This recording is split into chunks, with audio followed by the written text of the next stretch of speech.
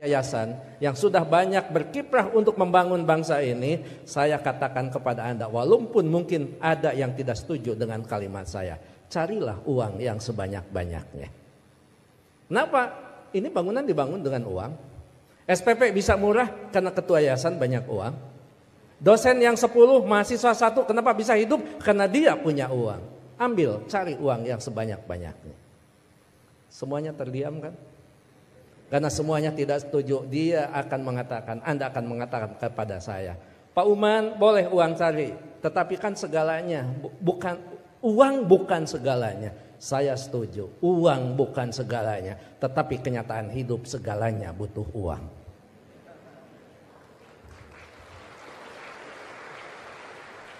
Gak mungkin beribadah haji kalau tidak punya uang. Hanya 1-2 orang yang bisa ibadah haji tanpa memiliki uang. Pak, uang itu tidak akan dibawa mati. Betul, saya setuju. Tapi tidak sedikit orang terasa mati kalau tidak punya uang.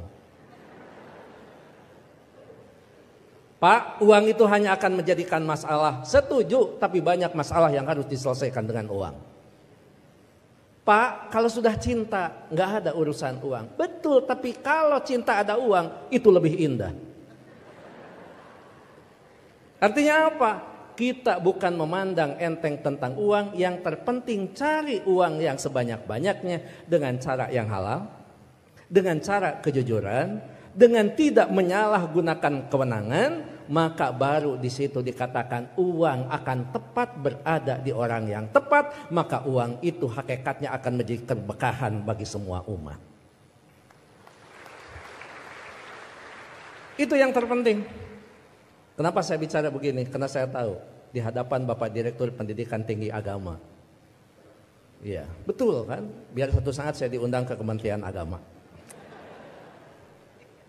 Jadi mohon, yang terakhir saya ingin sampaikan, tidak ada kesuksesan tanpa kerja keras, tidak ada kesuksesan tanpa perjuangan, dan tidak ada kesuksesan tanpa dorongan doa dari kedua orang tua kita. Jadi pada hari ini Anda ucapkan selamat, Anda mintakan maaf kepada orang-orang tercinta yang berkontribusi atas kesuksesan pendidikan kita. Hati-hati memperlakukan kedua orang tua. Saya tahu di sini ada master hukum, saya tahu di sini ada master manajemen, saya tahu banyak prodi yang ada di sini dan memiliki tata kelola yang sangat baik, maka itu salah satunya didukung oleh perilaku Anda setelah lulus. Pada saat Anda berinteraksi dengan kedua orang tua, jangan menggunakan pasal hukum. Pada saat ibu mengatakan, saya mau ketemu, kamu pulang, maka Anda akan mengatakan, Mah, tidak boleh memaksa karena ada pasal hukumnya. Enggak ada itu, tidak berlaku untuk kedua orang tua. Pada saat Anda diminta membantu kedua orang tua, Anda jangan menggunakan manajemen yang efektif. Tidak ada manajemen dalam hubungan dengan orang tua kecuali penghargaan, penghormatan, dan tempatkan dia sebagai di tempat yang paling sempurna sebagai kedua orang tua kita. Saya hanya ingin mengulang dengan cerita yang lama, tetapi ternyata ini memberikan sebuah inspirasi bagi kita. Mohon maaf, saya pernah jadi seorang pejabat. Pada saat saya sedang rapat, saya ditelepon oleh keponakan saya dan menyatakan ibu saya dalam keadaan sakit. Kemudian saya balas telepon itu dengan sebuah ungkapan yang agak sedikit sombong.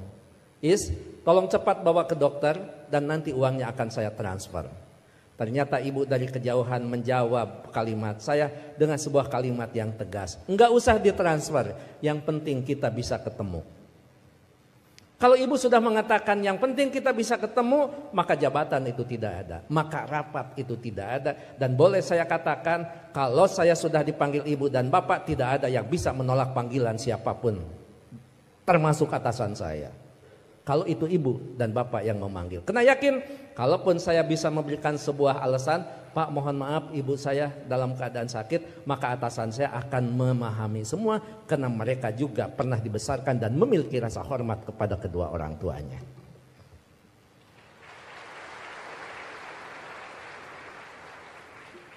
Pukul 8:30 malam saya pulang. Dan saya sama seperti Anda, mungkin saya lebih kampung daripada Anda yang hari ini di wisuda. Saya tidak dilahirkan di tengah kota, saya dilahirkan di kaki Gunung Papandayan yang sekarang terkenal dengan tempat wisata Kawah Papandayan. 3 jam saya sampai di rumah, setengah 12 saya sampai di rumah. Ternyata ibu dalam keadaan segar bugar, tetapi saya tidak menunjukkan perasaan suudon kepada ibu. Kenapa? Ternyata di situ ada hikmah.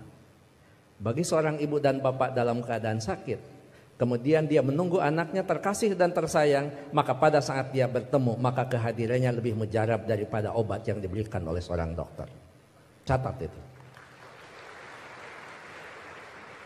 Ibu tidak hanya menunjukkan segar dan bugar, tapi ibu juga tetap memperhatikan kesukaan makanan anaknya.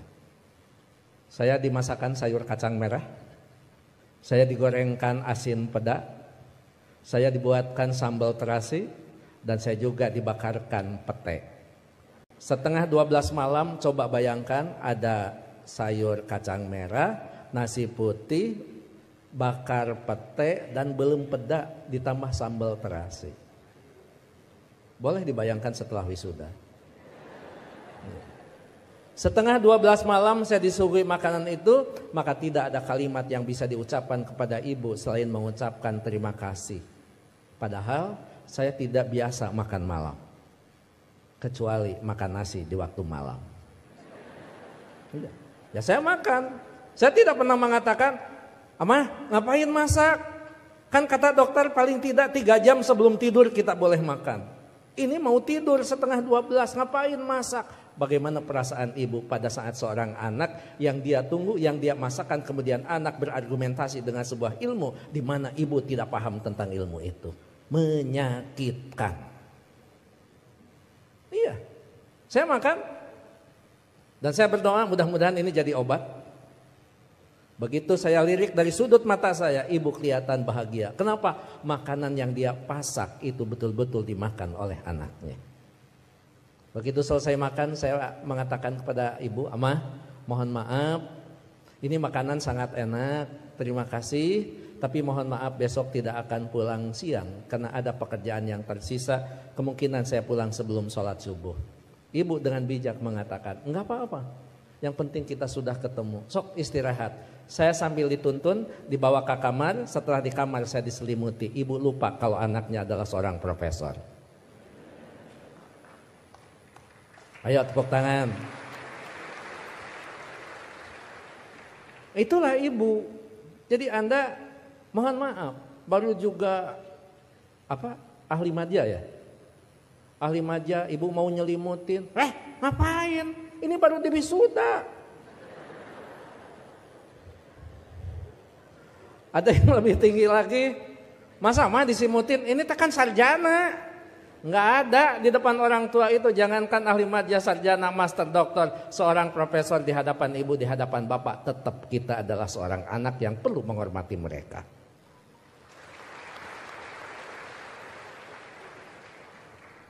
Yang paling indah dan paling membuat saya terharu, pada pukul 3 saya bangun, ternyata ibu sudah berdiri di samping saya sambil menepuk bahu saya.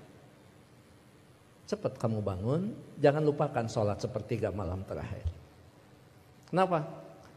Kamu bisa mendapatkan yang semua ini bukan karena kepintaran kamu, jangan-jangan bukan karena kecerdasan kamu, mungkin keberuntungan doa kita dikabulkan oleh Allah Subhanahu wa Ta'ala. Jadi ibu masih khawatir tentang anaknya. Ibu khawatir anaknya merasa pintar sehingga pintar menjadi sebuah kesombongan. Ibu masih khawatir anaknya cerdas, cerdas menjadi sebuah kesombongan. Bahkan melupakan siapa yang menentukan takdir segalanya pada kehidupan kita. Itu pada profesor itu. Jadi tolong ibu bapak sebagai orang tua, anak kita hari ini di wisuda, tetap mereka adalah anak kita yang perlu kita luruskan pada saat mereka terlempar dari jalan yang memang ditentukan. Perlu diberikan peringatan, tapi tentu sekarang ini ada kaidah-kaidah yang beda dengan zaman dulu. Seorang siapa Pak Rektor, sahabat itu Ali mengatakan, didiklah anak-anakmu bukan dengan zamanmu, karena mereka tidak mungkin mengalami zaman yang seperti kita alami. Jadi memang cara sudah berbeda, cara kita memperlakukan anak-anak kita. Tapi sejatinya tetap kewajiban kita adalah bagaimana mendidik anak-anak kita, bukan masalah kedewasaan. Tapi masalahnya sampai nyawa berpisah dengan badan, itu tetap menjadi kewajiban kita sebagai kedua orang tua. Begitu saya sudah selesai sholat, kemudian di situ saya bisa mendapatkan sebuah hikmah. Memang orang tua kita adalah punya kecerdasan yang luar biasa. Padahal ibu saya bukan profesor, ibu saya tidak lulus SMA, ibu saya juga tidak lulus SD, beliau hanya lulusan sekolah raya. Tapi apa? Dalam sebuah komunikasi waktu itu saya katakan, "Ama, sekarang saya pergi, mohon pamit." Ibu masih bertanya, "Kamu nanti sholat di mana?" Saya jawab, "Nanti sholat di jalan." Ibu langsung mengkritisi kalimat saya, "Jangan suka sholat di jalan, ketabrak mobil." Itu kata ibu itu. Terus saya mikir, emang juga, emang benar masa sholat di jalan? Saya katakan, enggak, maksudnya sholat di masjid di jalan. Masih salah kalimat itu di hadapan ibu. Enggak ada masjid di jalan, paling dekat di pinggir jalan. Saya bilang, iya, nanti akan di masjid, sholat di masjid di perjalanan. Baru saya lulus dari ujian seorang ibu. Nah, lamun eta benar profesor. Dan yang terakhir, saya mohon maaf tadi malam tidak transfer karena Amah mengatakan tidak boleh transfer, tidak usah transfer, sehingga saya tidak transfer. Disitulah kecerdasan ibu luar biasa. Iya, nggak apa-apa. Ngapain harus transfer ke seorang ibu? Mana? Ibu lebih cerdas daripada seorang profesor. Oleh karena itu tentu saya berharap sekali lagi, kalau kita mau sukses, berbaiklah kepada guru, kepada orang tua kita. Kalau kita mau sukses, jangan pernah Anda melupakan karena kesuksesan kita adalah jerih payah dan hasil pemikiran kedua orang tua kita, termasuk guru-guru kita. Mudah-mudahan orang tua kita yang sekarang masih ada tetap diberikan kesehatan, diberikan usia yang panjang, tetap mampu membina dan membimbing anak-anaknya sampai menjadi investasi yang terbaik bagi keduanya. Bagi orang tua kita yang sudah tidak ada, termasuk kedua orang tua saya, mudah-mudahan senantiasa mendapat tempat yang terbaik di sisi Allah Subhanahu wa taala. Amin. Saya pikir itu Pak Rektor, Pak Ketua Yayasan, hadirin Sivitas Akademika Unpam yang saya hormati. Mohon maaf kalau sambutan saya agak sedikit panjang karena saya tadi mengimbangi Pak Rektor sangat panjang, kemudian Pak Ketua Yayasan sangat pendek, maka saya setengah panjang dan setengah pendek.